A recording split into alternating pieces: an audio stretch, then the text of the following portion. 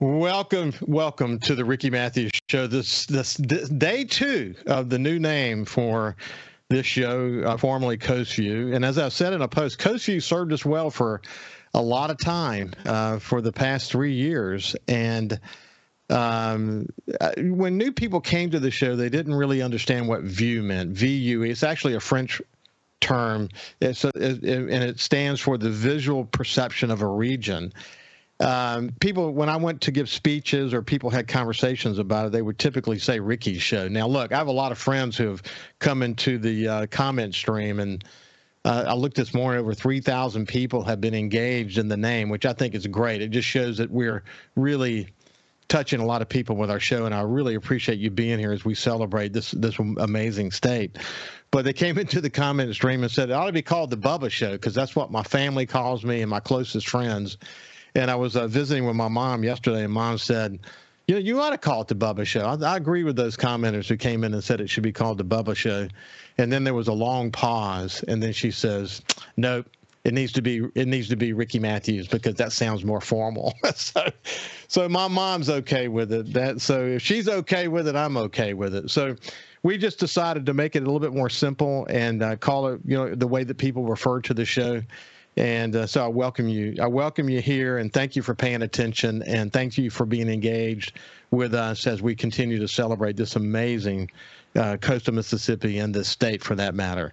Okay, so it's Friday, and we're actually recording this show on Thursday. So this is when we can have access to Jeff Duncan, and it's going to be playing on Friday. So the draft starts today.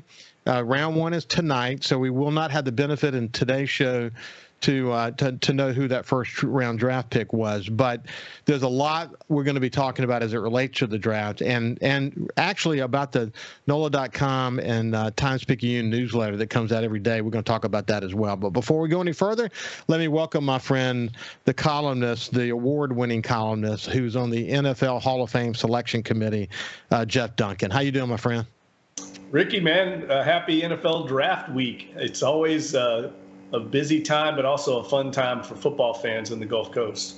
Yeah, listen, I should rename the show on Fridays the Jeff Duncan Show.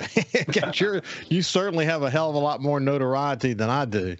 And it's a pleasure to have you, my friend. But look, what's interesting? I noticed that you wrote the newsletter that we get. I sign up for all the newsletters that NOLA.com and the Times-Picayune do. Obviously, I used to be with that company.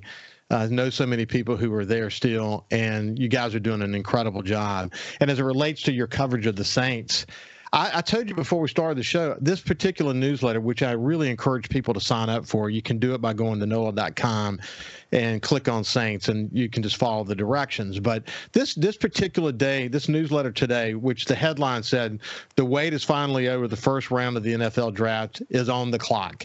This is the most meaty newsletter I have ever read from you guys.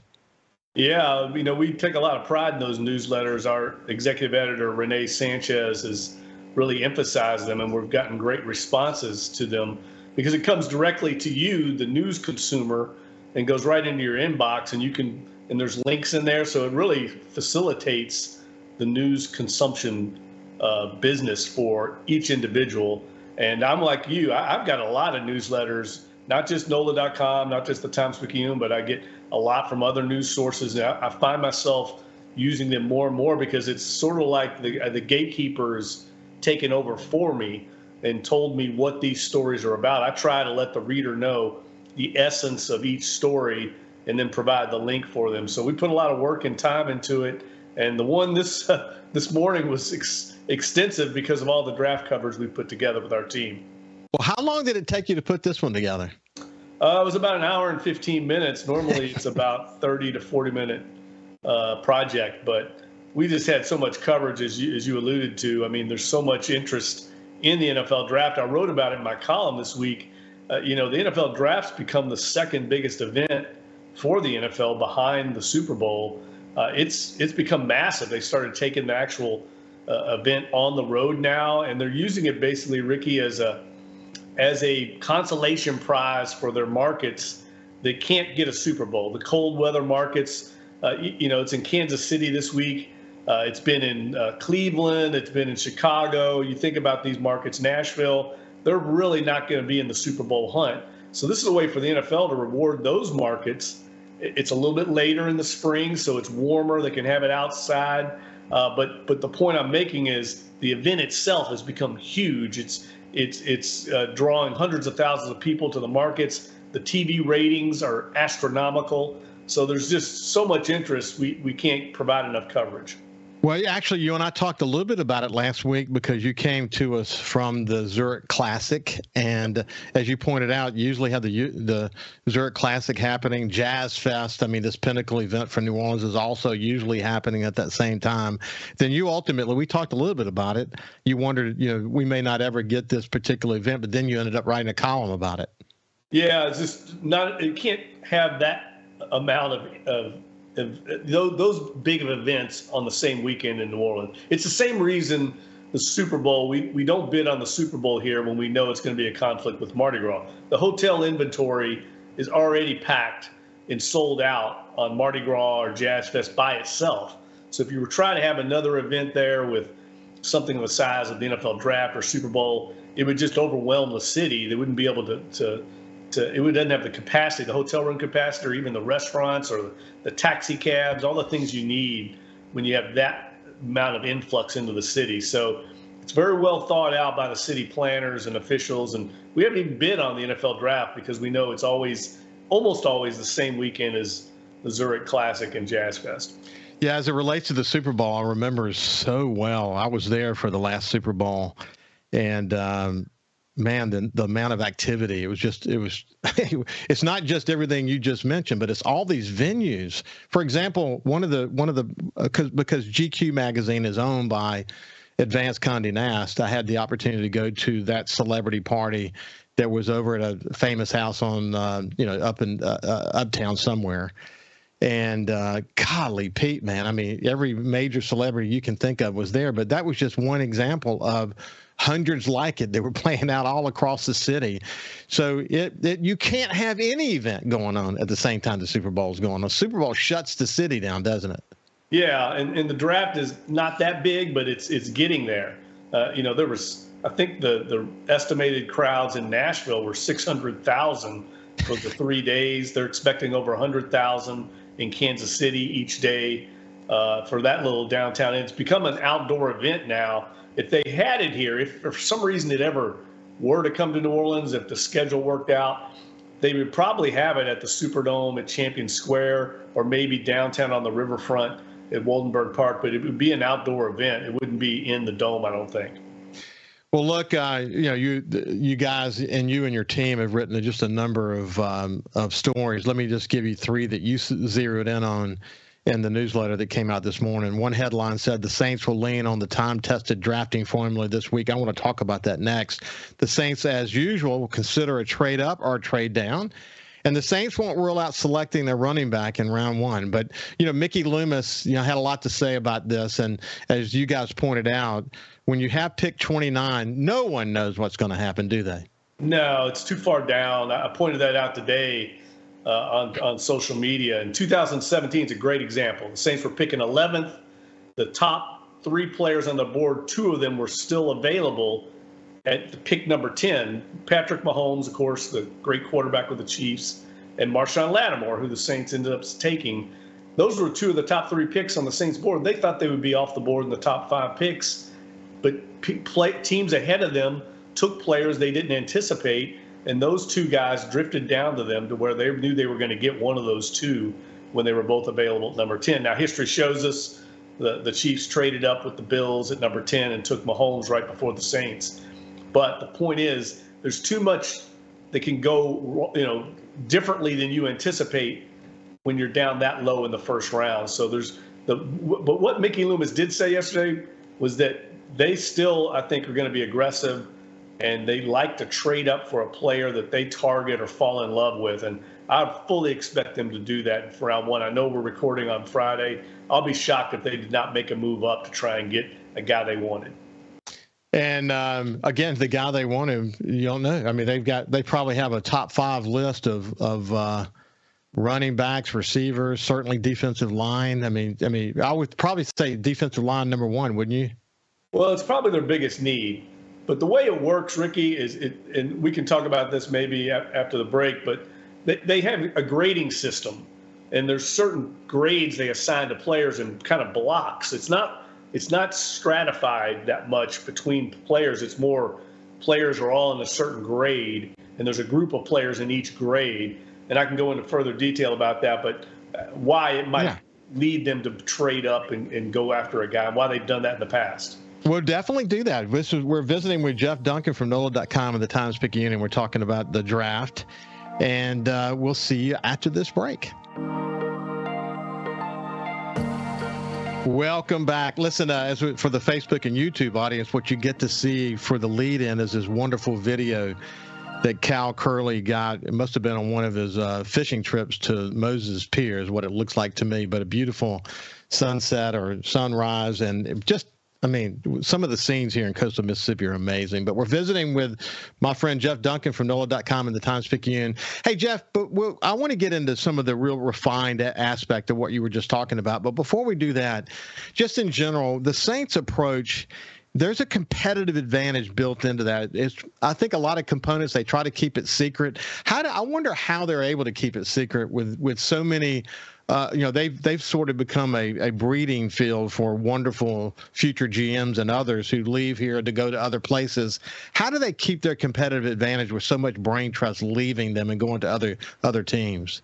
Well, what they do with the draft is really no great secret. I mean, they have a philosophy that's kind of time tested over the years that really they got from Jeff Ireland brought it here, but he learned it under Bill Parcells, who learned it under Bucko Kilroy and his, also Al Davis. He spent some time with Al Davis. So it's really just a philosophical approach to the draft of prototypes and assigning certain height, weight, speed milestones and thresholds that they require at those positions and then sticking to it. And I think that's what the Saints do a good job of, is they don't really veer off of what they believe in. They stick to their beliefs on size, speed, that it's kind of a big man's game. They don't like to take smaller players. I know I've seen over the years many times these mock drafts, and they'll have a player that I know does not fit the Saints prototype at that position,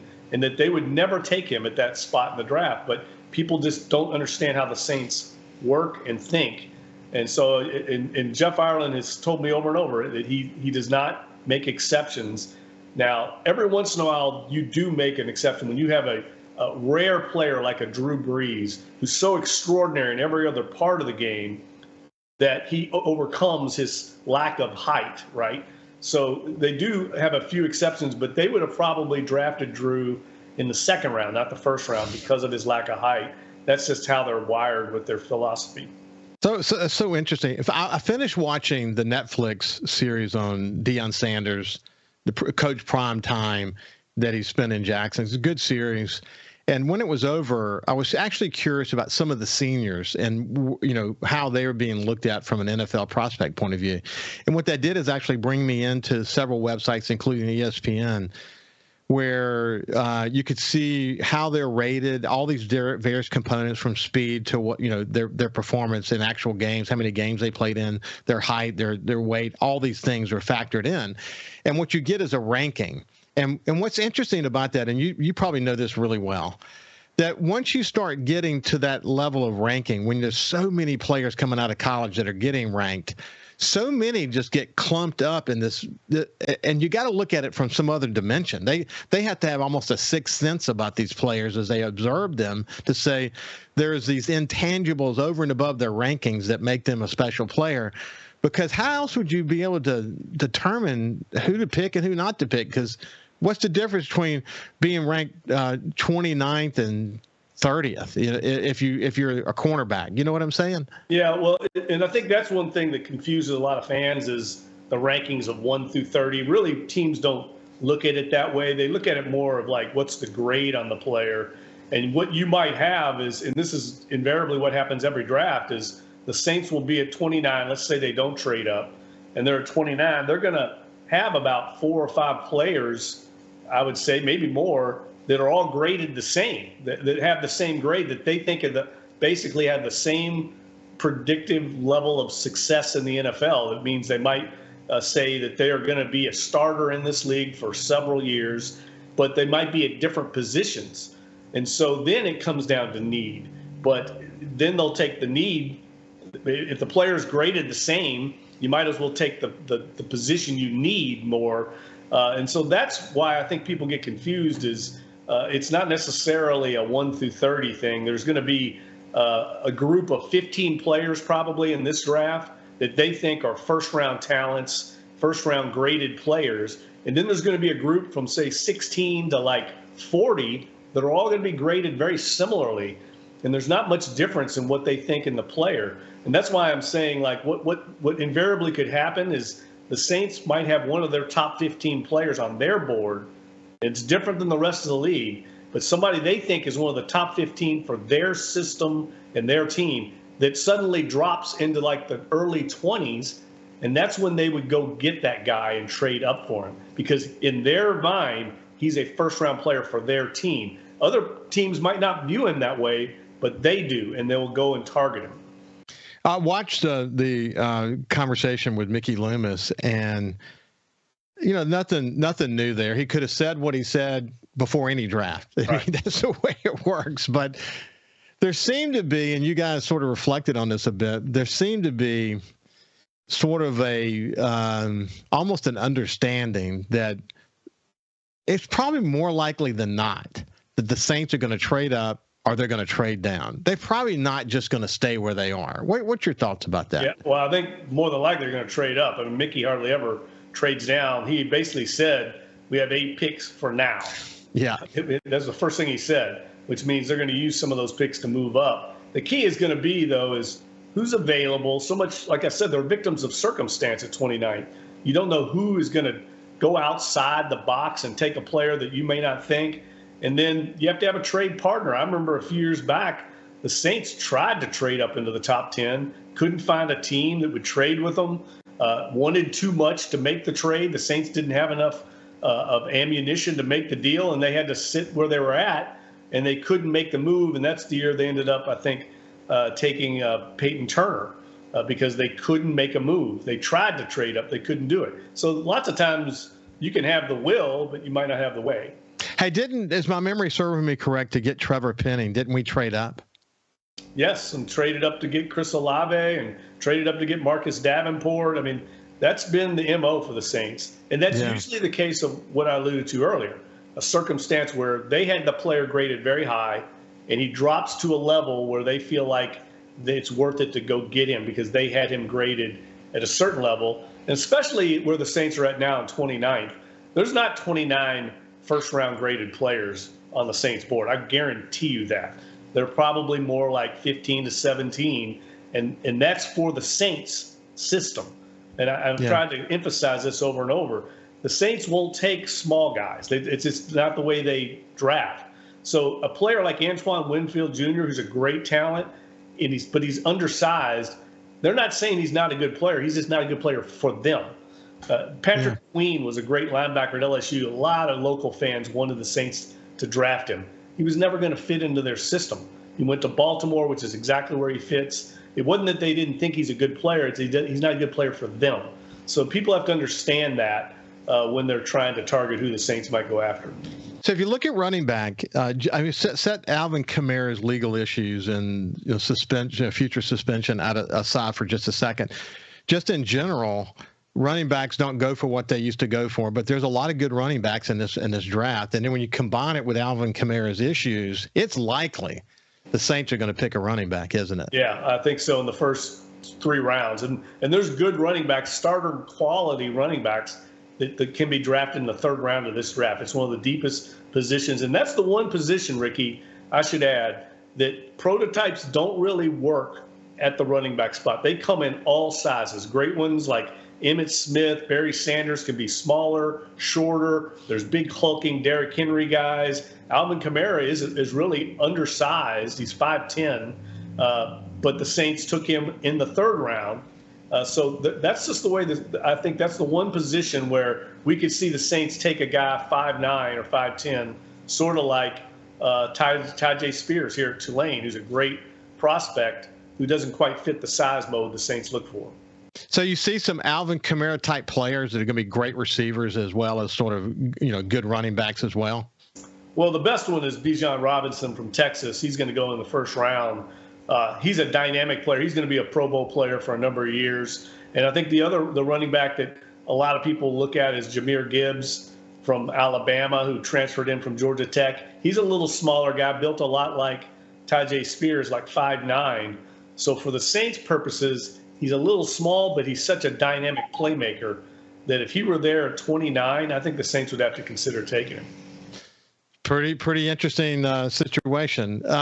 So what else do you expect as we start to wind this thing down? What are some of your predictions? Well, the last thing I would say that I try to emphasize every year is don't think of it just as 2023, what the roster is, where do the Saints need to plug holes. That's not how decision makers at the NFL level, executives, general managers think. They're looking at the roster 2 and 3 years down the road. So guys like Cam Jordan, Demario Davis, Tyrann Mathieu in their 30s, they're going to have to be replaced down the road. They're in their 30s. So the Saints would not surprise me if they took a defensive end, a linebacker, a safety, thinking this will be our starter in 2 years. It's not always just about 2023. No doubt about that. Listen, Jeff, you're the man. Again, we should rename the show Jeff Duncan Day on Fridays.